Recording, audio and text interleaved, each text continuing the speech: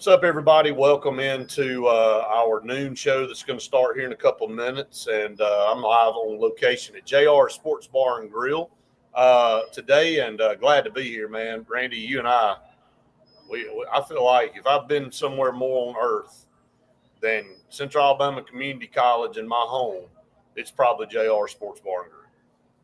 Well, we got to the bottom of it yesterday, or it may have been a couple of days ago, that you wish it was your boat out on the lake fishing. I left that out. So, yeah. But that's not the case. And it's been funny. I know we'll talk about it during the show, but you and I had that mad rant back and forth on if I had a hobby in a 1 month period, how often would I take advantage of that hobby? And then since that conversation we had, it feels like it's national news that Hugh Freeze likes to play golf. And I mean, we weren't. Let me go ahead and give a disclaimer. We didn't break that story, by the way. No. Anybody wants to throw darts and think the timing was right. Look, we've been talking about that since last fall a little bit too. We ain't the only ones talking about it. But I don't want people going, hey, man, you know them guys over at Auburn Blitz, one that leaked all that out. Wait, no, it didn't. I promise. I'll take a lot of tickets. Wasn't us, but the joke was that Brett would, in a 30-day period, get in a boat 30 days in a row. If even fighting weather, he'd get in a boat for 30 straight days. You got it. So we don't blame people that get the bug on a hobby. I wish I had one, but I guess maybe mine is. No, you just be glad you didn't. But. 30 seconds, is. by the way, Okay. before we go live. Okay. But yeah, I mean, it's all relative, man. Hey, look, too much of anything's bad for you, right? That's what they say. Well, it's probably not bad for you because too much work can be bad for you too. I believe that. Everything has to be done in moderation. All right, here we go. About 5 seconds.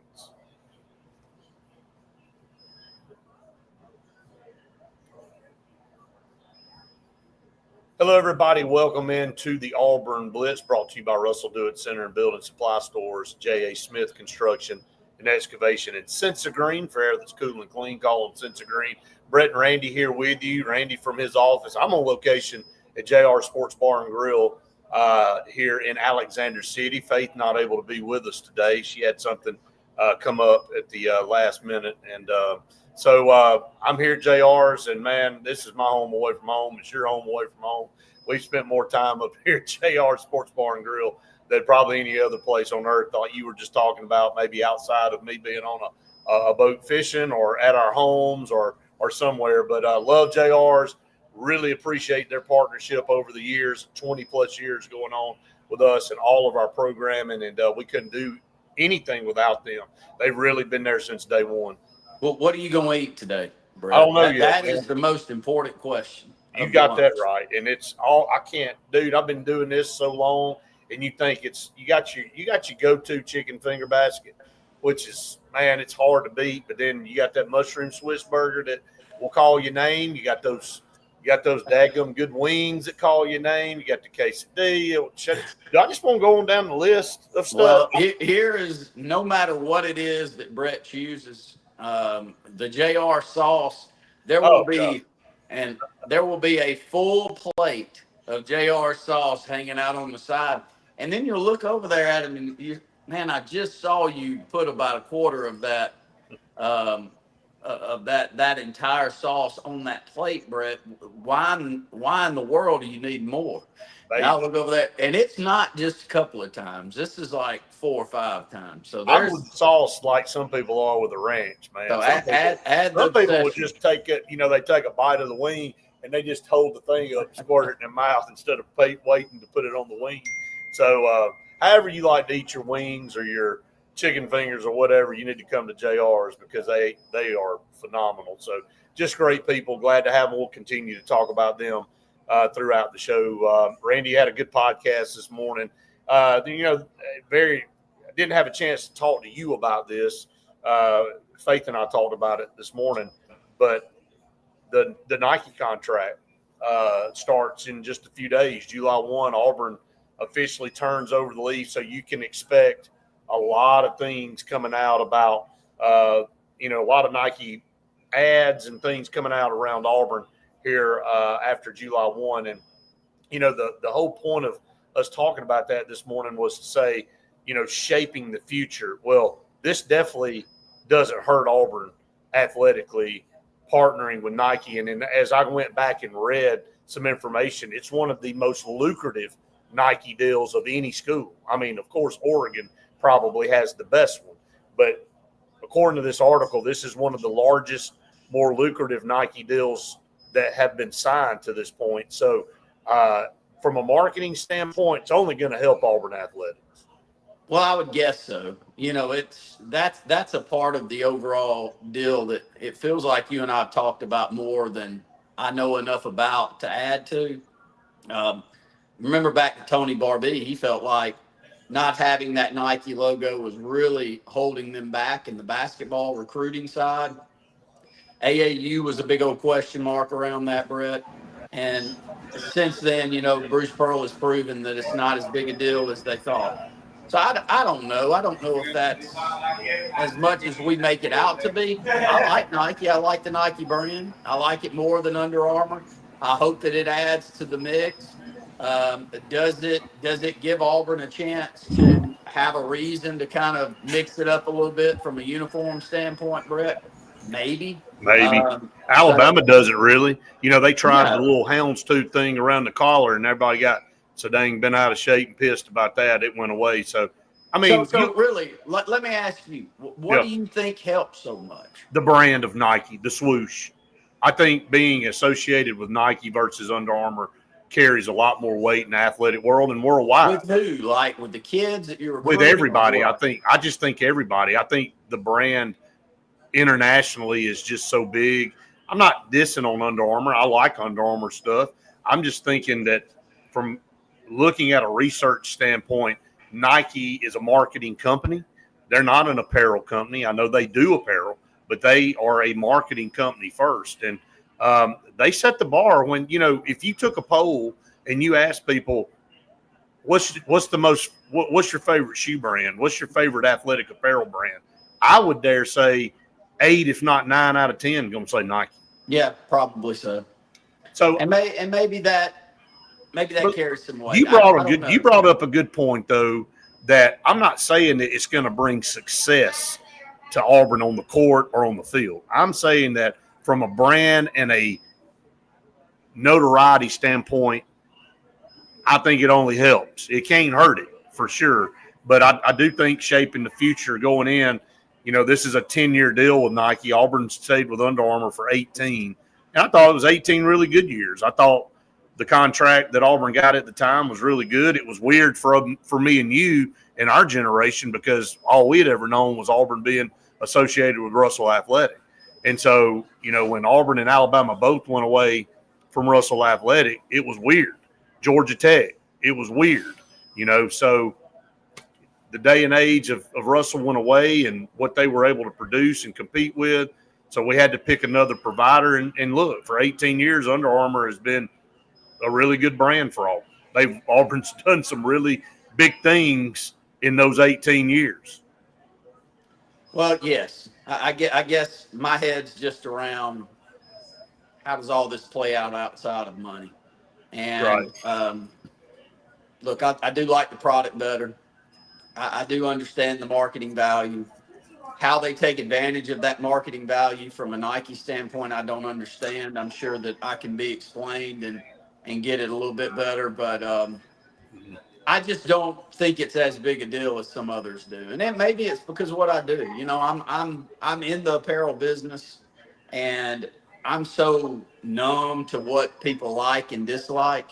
Sure. And I don't mean that in a bad way, because I can go back and forth with you on quality and manufacturing and the reason that certain things are better than others, at least from my standpoint. But I've also had to talk to so many different customers over the years that I'm like, when Brett calls in and Brett wants this, I'm not arguing with him. I mean, Brett's gonna get that because we all buy from the same people, Brett. So maybe that's where my Nike stance is. Right.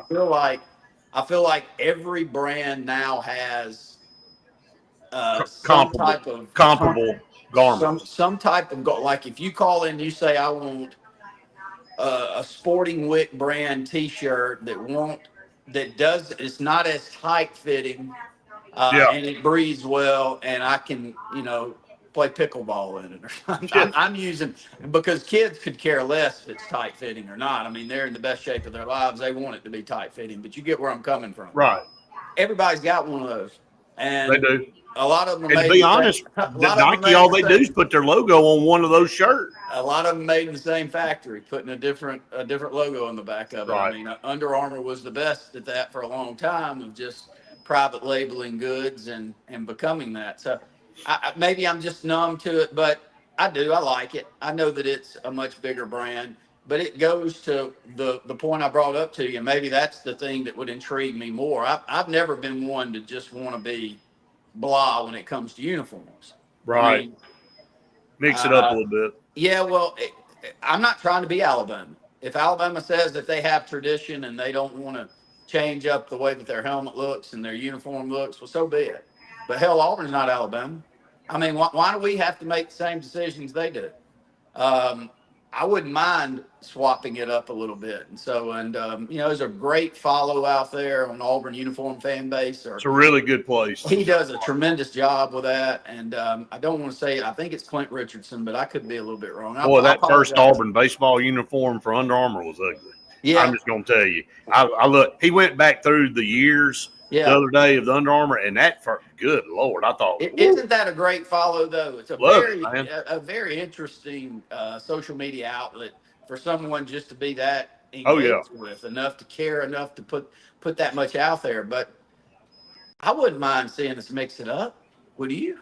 No, we had some of our friends text us in a group some screenshots of the new mock-up of the Nike Auburn shoes. And, I mean, I think those things will sell like crazy. I think, it's just the fact that it's Nike and now it's Auburn logo attached. I think you'll see a ton of sales on that. But from a uniform standpoint, it ain't got once a year, man, maybe pick a game that you want to wear an alternate uniform, maybe I'm all for it. Just something that, everybody does it at some point in time. And maybe, and look, you and I can argue with Luke Robinson until we're blue in the face on this one. And I know when some of these topics come up, he's the first one that comes to mind because I've had so many arguments with him. We're not trying to be Alabama. And you could say, well, you're not Alabama. Okay, well, fine. I don't want to be Alabama. If I wanted to be Alabama, I'd have picked y'all's. I would have chose to cheer for you when I was 3. I mean, it's not like I didn't have Alabama fans in my family. I didn't like y'all then, and I dislike you more now at 47 years old. So anything we can do different from you, I'm gravitating to that. Right. So maybe we'll take advantage of this swap over and get a little bit risque with our uniform selections. And I like that. Do you remember the mock-up of the chrome helmet a few years ago? Loved it. Man, that thing's awesome looking, dude. I think that would be cool. I get tradition. Well, that doesn't mean you go burn your uniforms that you wear. You can wear an alternate every one. And you know what? I don't want to be Oregon that wears something different every week. That they've never worn the same uniform twice, by the way. Did you know that? No, I didn't know that. They've never worn the same uniform twice. There's always been an alteration or deviation, whether it be the helmet, the jersey, the pants, whatever. So they create, but they're in Nike's backyards, Phil Knight's home, blah, blah, blah. I get it. I don't like that either. I don't like knowing, hell, what you going to wear today? All white, some grayed out, going to have duck feathers. You're going to have a big O on the side. You're going to have the duck head out there. I don't like that necessarily either, but once a year in the season, have a blackout game or have have something that maybe change the helmet up or whatever. I'm fine with that. So anyway, we'll talk some more about that. We're up against our first break. We are on location, or at least I am for that matter, at JR's Sports Bar and Grill. It smells great in here. And if you haven't been to JR Sports Bar and Grill, I don't know where you've been. You must not be from around this area. So get to JR Sports Bar and Grill. More to come here on the Auburn Blitz right after this. So, yeah, I think I love now some of that stuff looks like trash. Some of it's like, man, what in the world are you doing? But like like if you came out there and Auburn did like a color rush uniform, like all Navy, Love it. man, that thing would be bad now. Look, That'd be awesome. I'm the guy that would be, and I'd also be one that would go, okay, well, 1 out of 5 that we put out there, some are going to hate. Have you noticed that Auburn's starting to push more toward the baby blue again? You know, I've seen a little of it, but they're not new to that's just the new color gray. Yeah. That's the Columbia blue. That we do so many youth uniforms now, and youth uniforms, it can be a team that's normally black and red, Brett, and they'll do that. They'll do that variation. Their gray is light blue now, so that's that. I like Auburn's it not though. On the cutting edge, yeah. Yeah, but Bo, Auburn actually wore that baseball uniform back when Bo was there. Yeah. And that baby blue with that block Auburn across the front. Oh yeah, I like and orange. I think that's cool. Like bring back some of that stuff that's old. Like every once in a while, if you remember. To go, I don't remember what year it was. He did a whole thing on the evolution of the helmets at Auburn. But you remember that eagle, the flying eagle on the side? It was an old school logo. Late 70s, 80s? Yeah, it was 70s. It was 70s, maybe late 60s, 70s. I think it was 70s. Heck, that thing would be cool one time to go back and I mean, just something every once in a while. You ain't got to go all out. I'm all for it. You don't have to talk me into it. I've been begging for it for 20 years. What would you like? What uniform combination would you like to see? I do like the orange from time to time. I know that there's enough people that say if you're worried about losing in the thing, just go out there and play. Well, hell, back to my Jacksonville State comments. If you're bad enough to change up uniforms and have to go to overtime and beat Jacksonville State, just go ahead and lose. Hell, we all need to know it anyway. You know, if you're worried about putting UAB on the schedule because you might lose to them I want to see the year that we lose to them. So whoever the hell's involved with our team, we can get the hell out of there. I mean, that would be a good thing to me. I like the all Navy. I like. I think that'd probably be my choice more than anything. Our all white uniforms probably one of the best looking. Oh, it's one of the best looking uniforms, and yeah, I agree. I love. It'd have to be a special logo change for me to want to change the interlocking AU. I don't do that now. I really don't think I'd want to change that, but just color. Do you remember they tried to do that a few years ago to that other one, and it got shot down? Dude, that thing was ugly. Yeah. I'm talking about if they changed that. I said, I won't be buying it. Now, if you're going to go back to one of those older helmets, we had numbers on the side of the helmets for a long time. I'm talking 50s and 60s. Hey, did you know they were black letters too? Black numbers? I didn't know that. They were black. They weren't navy. They were black. Well, that instead of changing the logo would be pretty cool, and move the logo to the back of the helmet or something like that. We did the number on the side of the helmet for Pat Sullivan. Yeah. They did AU on one side and then did this number 7 on the other. Everybody wore that, but that's still, that's pretty cool.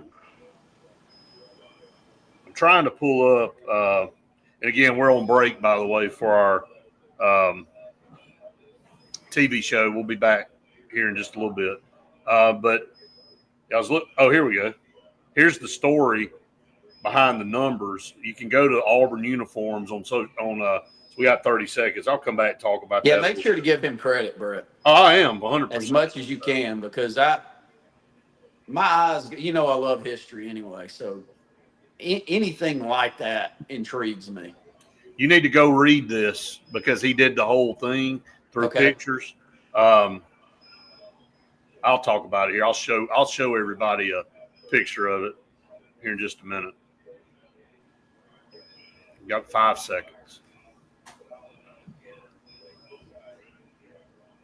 Welcome back, everyone, to the Auburn Blitz, live on location at JR's Sports Bar and Grill here in downtown Alex City. If you have not been to JR's, again, you're missing out. Great food, great atmosphere, some of the best chicken fingers and wings that you'll have anywhere. But it's not just that. They've got burgers, they've got quesadillas, they got great salads. You just keep going down the list. So come out to JR Sports Bar and Grill right here in downtown Alex City. Kind of talking about Auburn moving into the Nike contract starting July 1.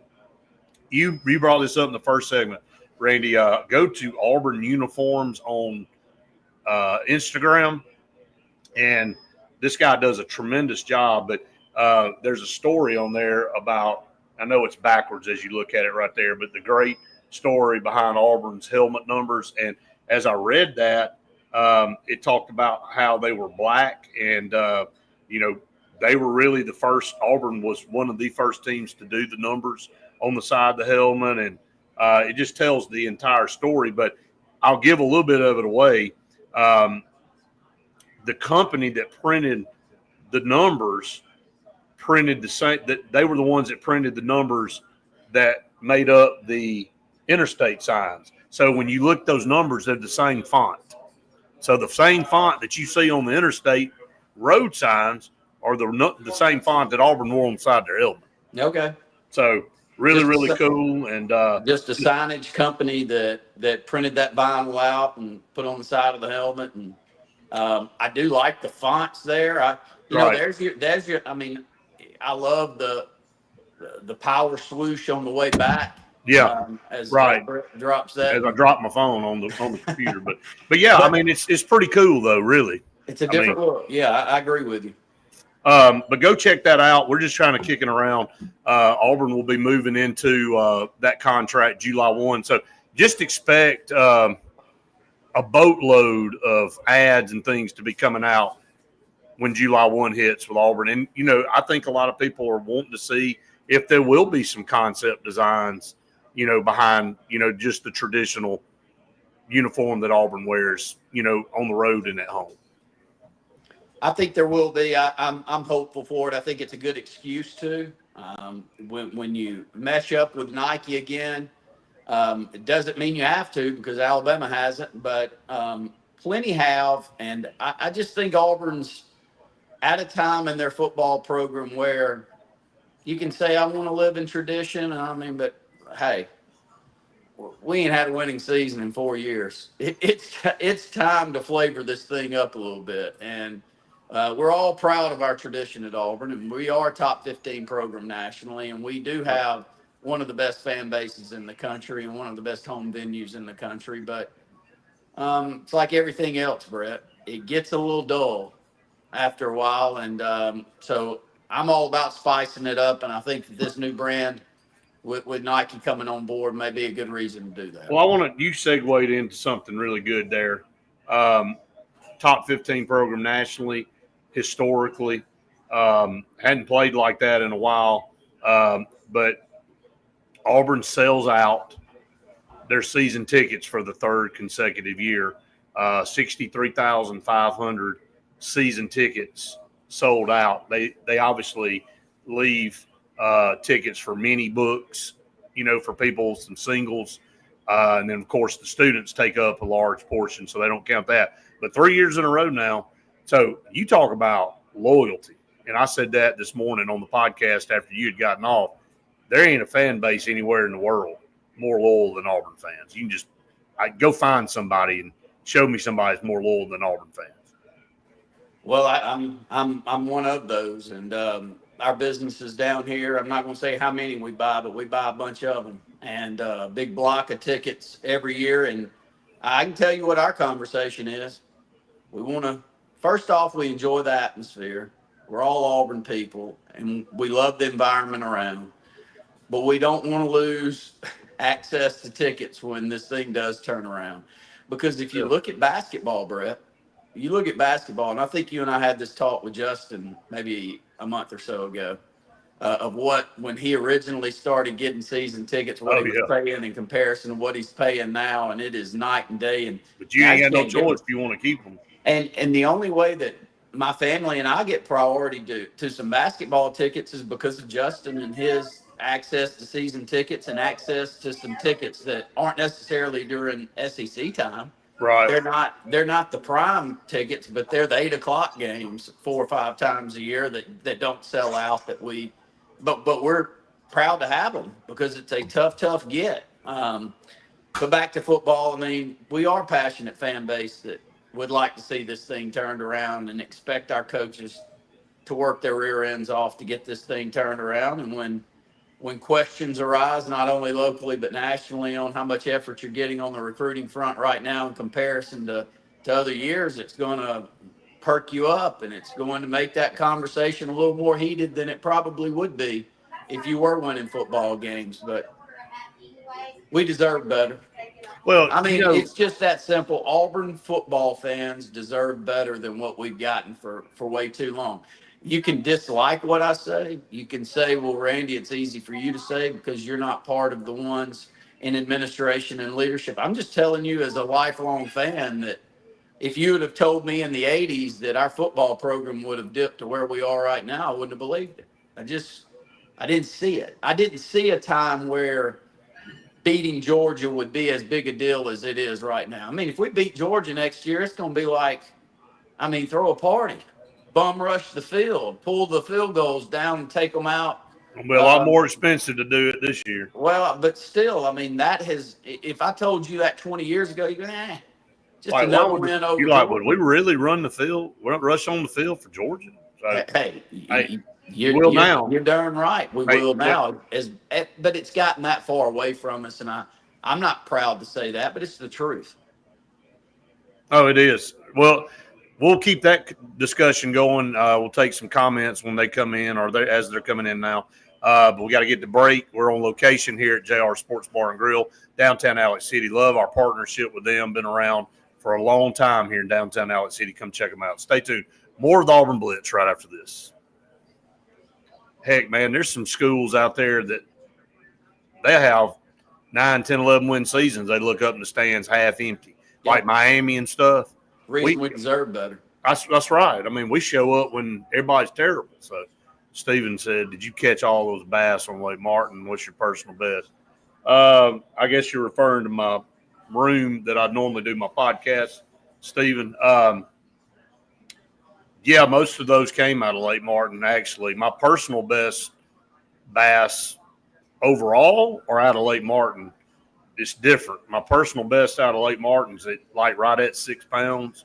My personal best overall is I think it's a 10-2. It's on the wall there too. So, but it came out of a pond. So, but I don't care. If you catch a 10-pounder, it's going up on the wall. So, but yeah, all of that stuff on the wall, either me or my son caught. There's only one bass on that wall that I didn't, and it was my granddaddy. He caught it out of Lake Martin on the 4th of July, and I never met my granddaddy, but that was one of the things I wanted growing up was that fish off the wall, and that fish really is probably why I like to fish today. But he caught it. Did he catch it early in the morning? I mean, my God. Caught it out. No, I'm going to tell the story of it. Yeah. He caught that fish in the dead heat of the day with boats zooming around. My dad and my uncles and everybody said, look at him down there, like catching that. Like, he ain't going to get a bite. Like, what? All these boats and people swimming and stuff.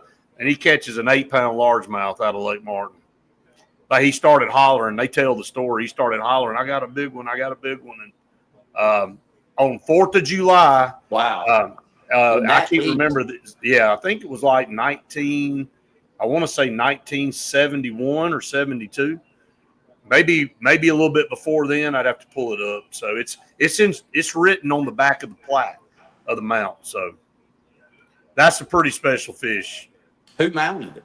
Do you have that? Yeah, it's written on there. It's the tag. It's the guy that used to mount every fish back in the day. I don't know how that guy got around to mounting everybody's stuff, but he did.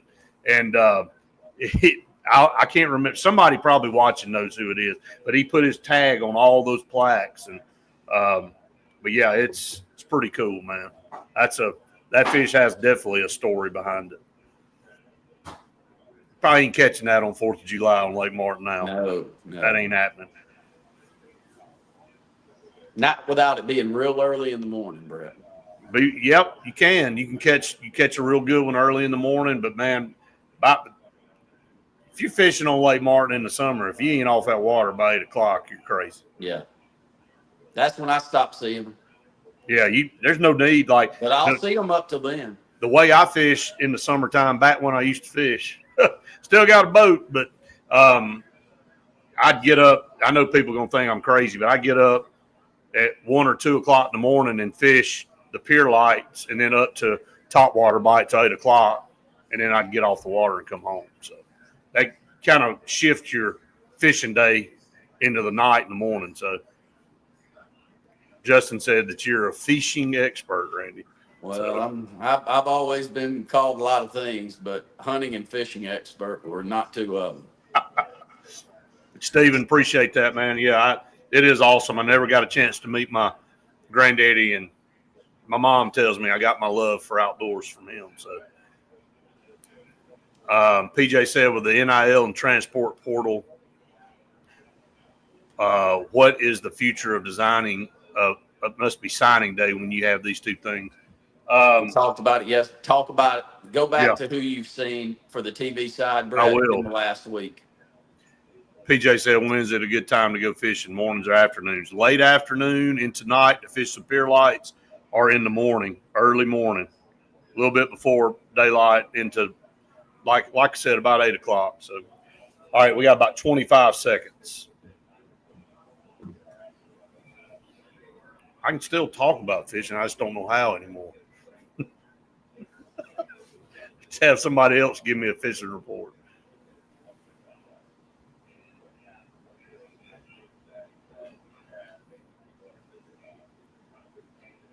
All right, welcome back, everyone, to the Auburn Blitz. Halfway through our program, Randy, that means it's time for Pepper Tree Steaks and Wine. Can't say enough about Pepper Tree Steaks and Wine and everything that they've done for us on our program. Talk about a great partnership. Love them so much, and Kathy and Paula and Kim and the whole group over there just do such a tremendous job. And it is 4th of July coming up very soon, and last year, I made my entire family happy by choosing to go to Pepper Tree Steaks and Wine and get the ribs and the baked beans and potato salad. And they've already asked, you going to do that again? I'm like, yeah, I'm going to do that again. So Jeff will be cooking my stuff up. And if you want to have some great food, call on them.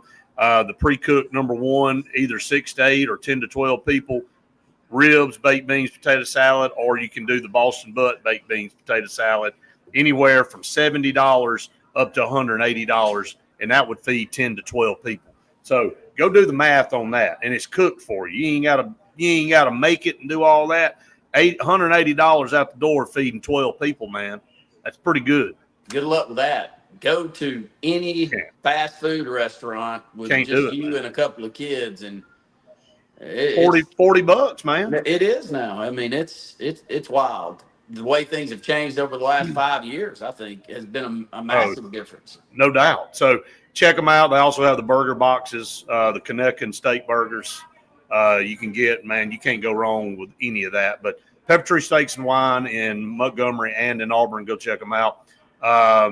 Also, our partners, Russell Do It Center and Building Supply Stores, J.A. Smith Construction and Excavation, and Sensa Green for air that's cool and clean. We could not do the show without those three great partners, and we appreciate it so very much. All right, so PJ said, NIL and transfer portal, what is the future of signing day when you have these two things?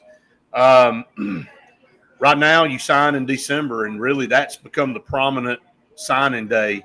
You know, you still can sign in February, but that's completely gone. If you hadn't signed your majority of your class in December, man, you're in deep, you know what. And so really the time frame has shrunk. Just why you see all these official visits in May and June now, and you see a lot of announcement dates coming up here in the next couple of weeks. I know everybody that watches our show knows that Cedarian Morgan, the #1 player in the state right here in Alex City, will be committing on July the 2nd. Now, I don't think any of us feel like he's going to pull an Auburn hat out and commit to Auburn. He could, but I think Alabama has the lead on that. And, again, his recruiting will remain open. He's pretty much said that. He's going to take visits in the fall. He's going to be going to game. He'll be at Auburn, and I tell people all the time, if Auburn's in a position where they can win that Iron Bowl, they had a 9 or 10 win season. Can you imagine the recruits that are going to be at that game? I mean, Hezekiah Harris told me the other day, he's looking forward to the Iron Bowl already. He said, I'm looking forward to coming to Auburn to a lot of games, but he said, I'm looking forward to the Iron Bowl. And I think a lot of kids in state do that. I mean, I would be shocked if Rodney Cleveland's not in attendance, and Jaquez Wilkes and Sedarian Morgan. I mean, everybody that I've seen over the last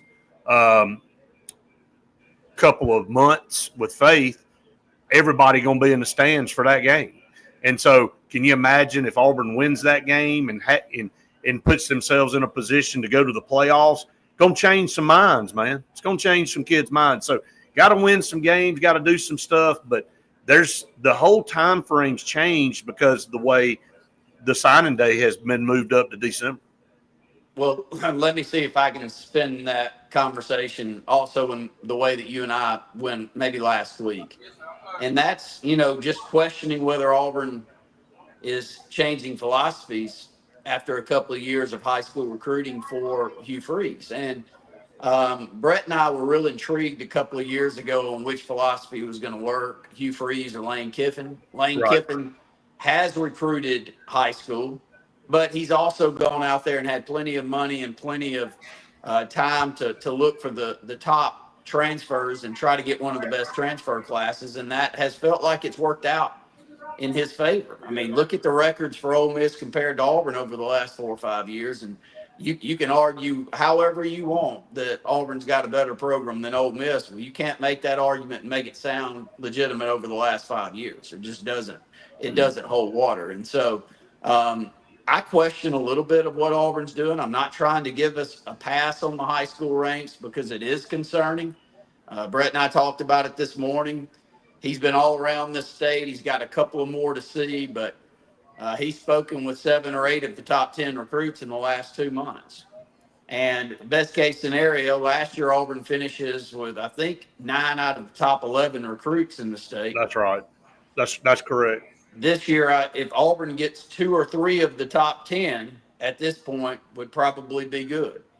Yeah, Zion Grady's the only one that Auburn didn't get in the top 10. Well, I'm wrong because Neem Alford ended up going to Oregon. So Auburn did get 8. Now, literally, it was down to – I mean, Neem Alford was very, very, very close to getting him. But bottom line is Auburn did get 8 of the 10 and felt like they could have gotten Zion Grady too. But bottom line is you're saying everything. It's going to look completely different this year. Well, I mean, there has to be something going on that is keeping Auburn from throwing a big dollar amount at some of these guys that I do think they've recruited well. I don't think that this coaching staff and Hugh Freeze forgot how to recruit over the last year is the reason that they're there. And I also don't think that the only reason that they're not getting them is because they haven't won football games on the field.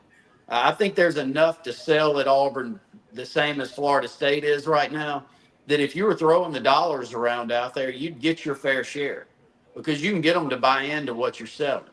Now, I'm sure there's some that are going, you're going to have to show me. Same as Brett's been saying, the Missouri State. You're going to have to show me this year. I'm sure there's a little of that going on. But more than anything, I think they're holding back cash to see which direction they need to go and what players they need to go and close deals with as we hit that transfer portal and hit that high school rank. Does that mean Auburn doesn't finish in the top 10 in recruiting high school this year? Real good chance of it. I mean, we're talking about a drastic turn for Auburn to get back in the top 10 at this point from where they are right now, Brett. I mean, I can't think of the last couple of years, especially under Hugh. Look, we finished 21st and 16th under Brian Harsin. I think that's the bottom. Like, I think you got to try to do worse than that at Auburn. Right. But when we're in the 70s right now, it's concerning. And when you see how many we've lost, I mean, we've lost 3 or 4 key guys over the last 2 or 3 weeks. So it's very concerning, but it's a new day and age. And I think that if you would have talked to Bruce Pearl 5 years ago, most of his recruiting would have been around that high school rank and trying to go get some of those McDonald's All-Americans to commit to Auburn. And I think in the last couple of years at least, Auburn's held cash back and been able to go and get some transfers like Keyshawn Hall that we're very hopeful is going to come in here and do what Denver Jones did. and do what Chaney Johnson did, and maybe even to a different level than what those two did. A CBM did. So Auburn has a Janai Broom did. Right. You know, I mean, he was the first of that mix that is leaving out this year. That was someone that we went out and pulled in late. So I don't know. We talked at length about that, and I think it's a great question, PJ, because what philosophy Auburn takes into the next couple of years is probably going to depend on how this group, which is really high school led right now, performs on the field. All right, well, let's get to break. That's some really good stuff there. We'll come back. We'll keep this going. Stay tuned. More to come on the show right after this.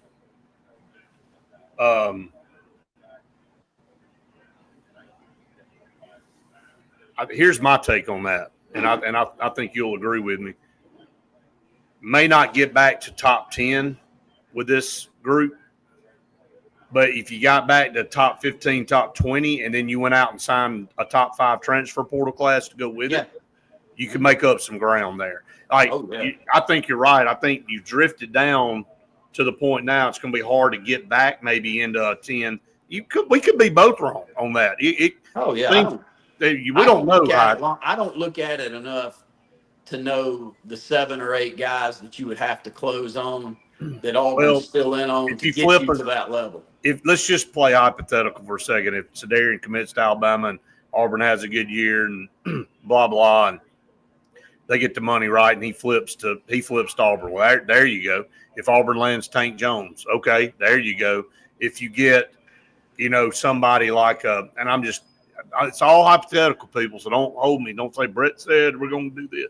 So you get those, now you start making up massive ground because those guys, they carry a ton of weight in getting your class back up there to the top. But if you don't flip any of those guys and you're having to go fill holes, then I don't know where the class lands. But if you can have a good season, go and finish in the top 20 high school wise, and then you go out like Hugh Freeze did and sign 15 guys in the portal and get you up to around number 4 or 5 in the transfer portal class, now it's a whole different ball game. I think we're going to start watching that transfer portal. I mean, Lane Kiffin's pretty much given up. He ain't given up. He wants good high school guys, but it ain't priority for him, man. I think we're going to watch that number just as closely as we do high school recruiting, maybe even more so in the years to come. You take basketball, Brett, I'm way more intrigued by what Auburn does in the transfer portal in basketball than who we get in the high school ranks. Because the ones that haven't panned out for Auburn basketball over the last 5 years, most of the ones that I was really looking forward to seeing were high school guys. Correct? No, right. I mean, I feel not 100% because we made a poor decision on point guard this year in the portal, but we're about an 80 to 90% success rate of picking who we need to go get in the transfer portal and then bringing them in and develop them. Right.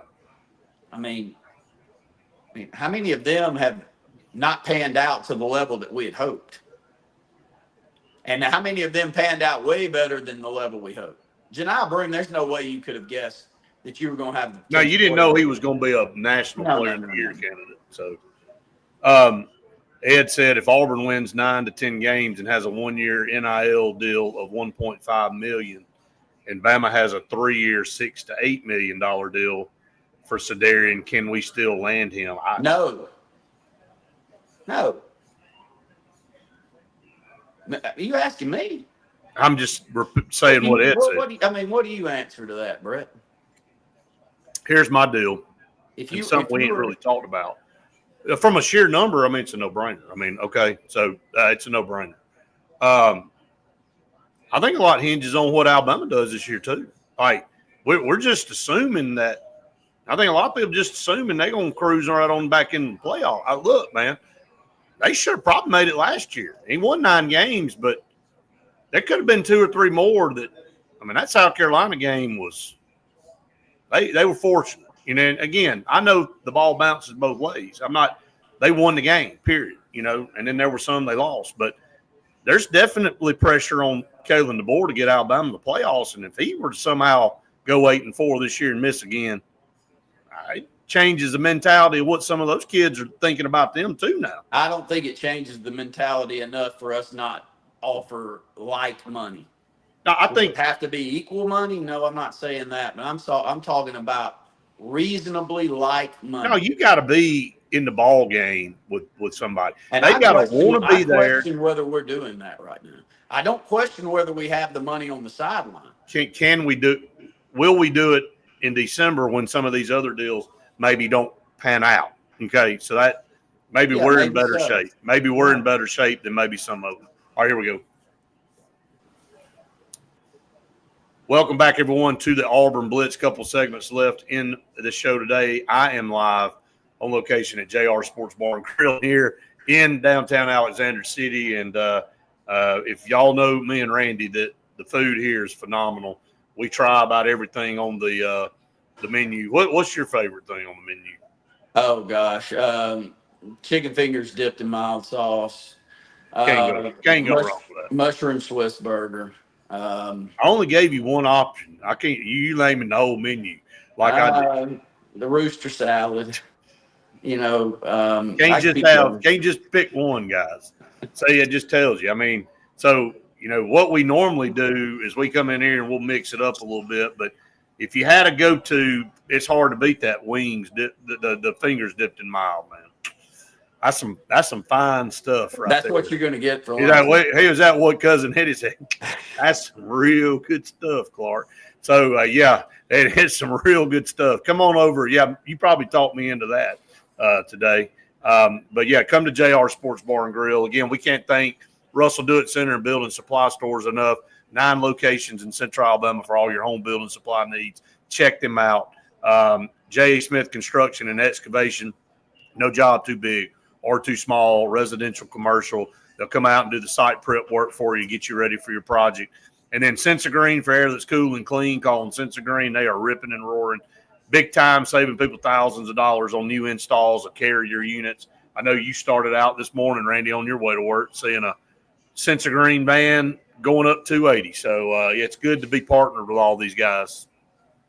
Yeah, and I think they're really growing in market share over in the Lake Martin region, and for good reason. I mean, it's a boom area. I was having a discussion with somebody a little bit. Oh, I know it was our good friend Jeremy Worthy, and I asked Jeremy. Jeremy's as busy as anybody, too, by the way. Sure. He's got one of the top plumbing businesses in the Lake Martin area, and I said, "Where are you working?" He said, "On a Monster over in Kennebec." I said, "Are they building them like that?" He said, "Randy, there's a portion of Kennebec that I'm building I'm in the process of over a 9,000 square foot home. There's already been one that was over 14,000 square feet. Good. Brett, they don't build little cabins like you and I remember growing up on that lake anymore, do they? No, not the piece of property my granddaddy caught that fish off of on the 4th of July did not have a 14,000 square foot house on it. I can tell you that. So, things have changed quite a bit in the last 40, 50 years. But speaking of change, again, we started the show. And, again, next week when everything's unveiled, I'm interested to see the rollout because there'll be some videos and stuff with the rollout of the Nike campaign and all that. But speaking of success and not really using an excuse of an apparel company to get it done, I sent this to you guys in our group text the other day. Auburn was part of 2 of the most watched basketball games this year, pro and college. The Auburn-Michigan State game was the 5th most watched basketball game in the country or internationally or whatever you want to say. And then the 4th most watched game was the Auburn-Florida Final Four game. And the only games that beat them were the Duke-Houston game, and that was 3rd. And then the 7th game of the NBA Finals this year was 2nd. And 1st was the national championship game between Houston and Florida. That was it. Outside of those, Auburn had the top 2 most watched basketball games in 2025. All right, so let's spin this way. All right. What's the average salary of a starter in the NBA? 20 million? Probably. I Yeah, mean, somewhere around in there. Yeah, I'd it's a say that. wild number. You may think but No, but I mean, it's a lesser amount of people, but the money's higher. So the average would probably fall, and I'll look it up. it's a massive number. I'm gonna guess somewhere between 20 and 25 million a year for a starter in the NBA. Not somebody Yep. on the bench, but even those guys are making crazy money. So you may say, how in the world does a college player make $2 million a year, $3 million a year to play college basketball? Well, read that out again, Brett. How many eyeballs are on the college game compared to the NBA? Oh I God, mean, I mean it's equal. wild. At worst, it's equal. So, and if you go to Auburn Arena now, I know those funds are going in different places other than the pockets of the owners, Right. which can be divvied out in different areas. But still, I mean, we're filling up these SEC arenas, and we've got attendance better than we've ever had, and paying more per ticket than we've ever paid at Auburn, and people on a waiting list for decades just to try to get a hold of season tickets there at Auburn. It's amazing. So there's plenty of money to go around if it goes to the ones that are deserving to get that money. I'm gonna come. We got to go to break. Our last break. Come back. I'll tell you what the average NBA salary of a starter is. So stay tuned. One final segment coming up here on the Auburn Blitz right after this.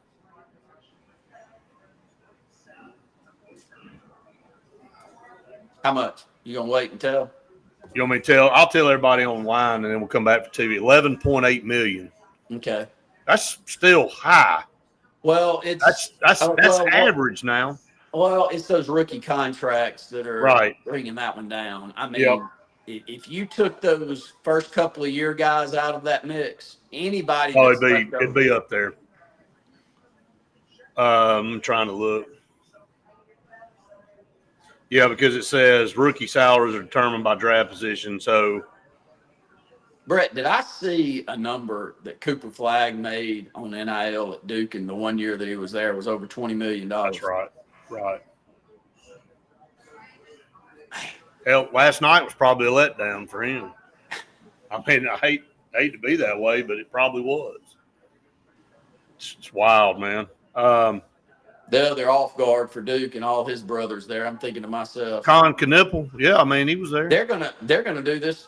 That the way those kids look. I mean, his brother that was on the left was 2 inches taller than him. He's better than him. Have you not heard all that? No. All those guys I looked at Kendall. I said those five are going to be standing up there together another 5 times. I think Con Knippel may be the worst of all of them. Seriously. I have heard one of them, but is it the older one right. And I think Cooper Flagg's brother, he's not as good as I don't think he is. I'd have to. I mean, Cooper Flagg's 6'10", 6'11". I mean, it's not only that he's good at everything and has the frame for it. And, he's still just 18 years old. I know, man. It's crazy. He doesn't turn 19 years old until December. He's just so versatile, man. He's the ideal pro prospect. He's a can't miss. I'm not. So Janai Maroon he'll get drafted tonight. So I think I saw he was the 10th best player left available. So should go pretty early in the second round. Yeah. That doesn't necessarily mean he'll go 10th or in the second, or he'll go higher or low. He could go either higher or lower than that. So Justin said Ron Harper's career earnings $35 million. His son Dylan's rookie contract was $56.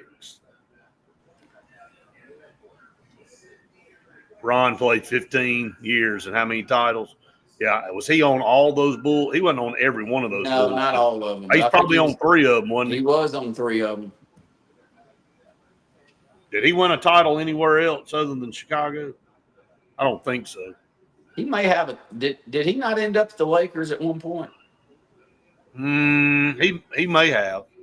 Help, Justin. Dang, Robert Orr is the one that went around and he won 8.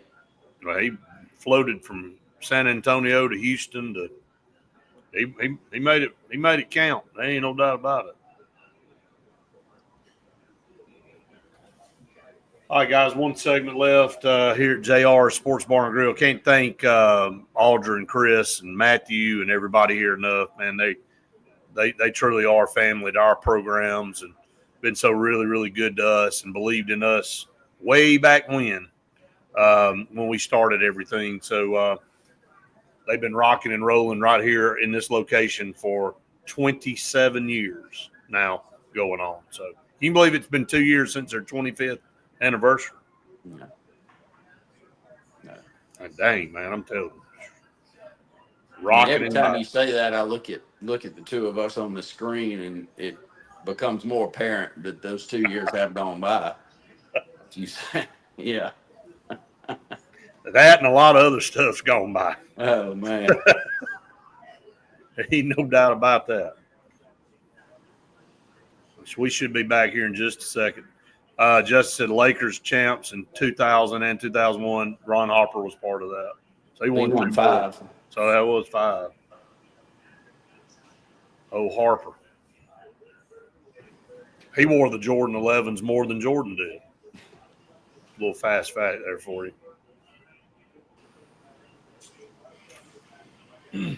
You think that's funny real quick. Jake came over, was looking at the bathroom and getting everything done. He looked in the closet. He said, my God, dude. He said, all the Jordan. I said, I got a problem. Yeah. He said, good grief. All right, welcome back, everyone, to the Auburn Blitz final segment here. On the show, I'm live at location at JR's Sports Bar and Grill. Just great family here that owns JR's. And, man, this place is always full. I look down, and there's just always people in here. They had to just take a few hours off after lunch and before they open up for dinner. But when you and I come up here and I'm doing the show on Wednesdays, people constantly coming up there pulling on the door and it's locked. I need a camera out there of people's befuddled looks. When they pull on the door, they think they're just going to walk right on in and it's locked. They go, I can't believe the door. You got to take a break at some point in time in the day. That's how busy they are. So it just tells you how good the food is. And if you haven't been to downtown Alex City to JR's, you need to come check them out. Really, really big part of what Randy and I have built over the last 20-something years, being part of us since day one. Justin comes in and said he is excited to see what Nike releases next week. Yep, that July 1, it'll go into effect. So, a lot of people are going to be eyeballing that and seeing the release of what Nike does. The hype videos and all that kind of stuff will be, I'm sure, really, really cool. So we'll be talking about it right here on the show. Yeah, and we've talked about it on the opening segment today. Does it change up some uniforms that not only Auburn will see or wear in the football, but could be baseball, basketball, could be a large change up of things, Brett? And I'm here for it. I'm all about it. A new look, a new feel, a new vibe. I feel like our football program may need it at this point. So maybe that'll change the fortune. Anything that helps, we're here for it. I said this to Faith, and we got like 3 minutes, so I'm going to try to squeeze it in real quick, and we'll carry it over just a little bit if we have to get off for TV. But, the perception, I said, if you were buying a stock in Auburn athletics, would you be buying, or do you think the outlook's great? It's funny that if your football team was going 11 and 12 and 1 or 2 every year, making the playoffs, and everything else was average to mediocre, people would be walking around going, man, boy, it's great to be an Auburn Tiger, man. It's amazing.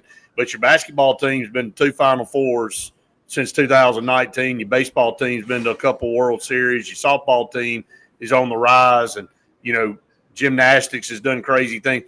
And it feels like the sky's falling. It's amazing the perception of when your football program's not at its peak and everything else can be rocking and rolling, and you just feel like everything's in the dumps, and vice versa. If the football team's great and everything else was kind of ho-hum, everybody'd be like, well, that's all right. Our football team's kicking ass. So it's just crazy, man, how your mind is conformed to that when you've been a football school your whole life.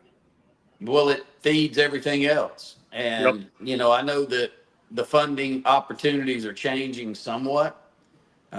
We went on a rant, or at least I went on a Title IX rant this morning, so I won't do that again on this show. But from a football perspective, if they separate powers, how much is football expected to feed everyone else? We'll see how that plays out, Brett. Right now, I think there's some questionable practices that are going on, and do they continue down that path? But I think that's part of it.